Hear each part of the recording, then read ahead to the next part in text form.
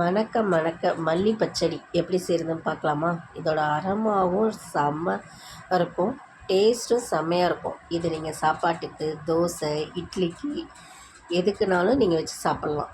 Super டேஸ்ட்டாக இருக்கும். வாங்க எப்படி செய்யுதுன்னு பார்க்கலாம். அதுக்கு வெங்காயம் இந்த மாதிரி நைஸாக நீல வாக்கில் நறுக்கிக்கணும். பச்சை மிளகா நான் ஒரு 4 எடுத்திருக்கேன், 2ஆக வகுந்து போட்டிருக்கிறேன். தக்காளி ஒரு 3 தக்காளி, பருப்பு துவரம்பருப்பு அவிய வச்சு எடுத்துருக்கேன். கொத்தமல்லி கழுவிட்டு நறுக்கி வச்சுருக்கேன். இப்போ வாங்க எப்படி செய்யணும்னு பார்க்கலாம். அடுப்பில் குக்கர் வச்சு குக்கரில் எண்ணெய் ஊற்றி எண்ணெய் காயணும். எண்ணெய் காஞ்சோன்னே நறுக்கின வெங்காயத்தை போட்டு நல்லா வதக்கணும். வெங்காயம் நல்லா வதங்கணும். வெங்காயம் வதங்கினோன்னே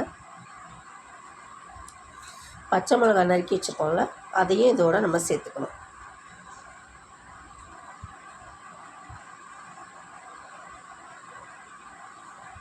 இப்போ பச்சை மிளகா வெங்காயம் எல்லாம் கொஞ்சம் வதங்கட்டும். வதங்கினோன்னே நம்ம நறுக்கி வச்சோம்ல தக்காளி, அதையும் நம்ம இதோட சேர்த்துக்க வேண்டியதுதான். பாருங்கள், வெங்காயம்லாம் நல்லா வதங்கிடுச்சு. இப்போ நம்ம தக்காளியும் சேர்த்துக்கலாம். தக்காளியும் கொஞ்சம் நல்லா வதங்கணும்.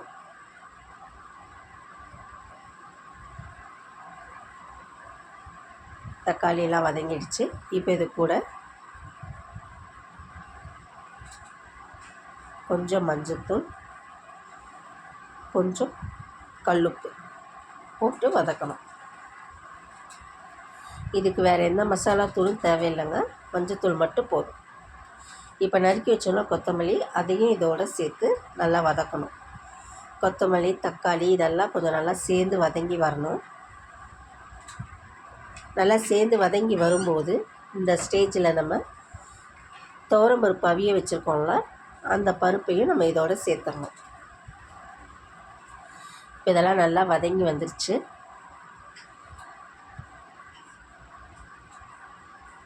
இப்போ நம்ம இதோட அவிச்சு வச்ச துவரம்பருப்பையும் சேர்த்துடலாம்.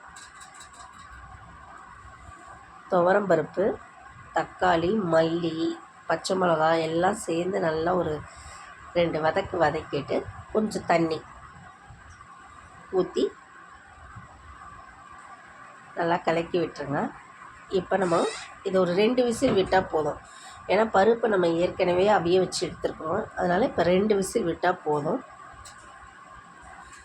இப்போ பாருங்கள், 2 விசில் விட்டாச்சு. இப்போ இதில் தாளிப்பு சேர்த்துக்கணும். தாளிப்பில் கண்டிப்பாக பெருங்காயத்தூள் போட்டுக்கோங்க. கடுகு, உளுந்து, பெருங்காயத்தூள் போட்டு தாளித்து ஒரு கொதி விட்டு இறக்குனா சுவையான மல்லி பச்சடி ரெடி. இது ஒரு தடவை செஞ்சு பாருங்கள், இதுக்கு நீங்கள் உண்மையாலுமே அடிக்ட் ஆகிடுவீங்க.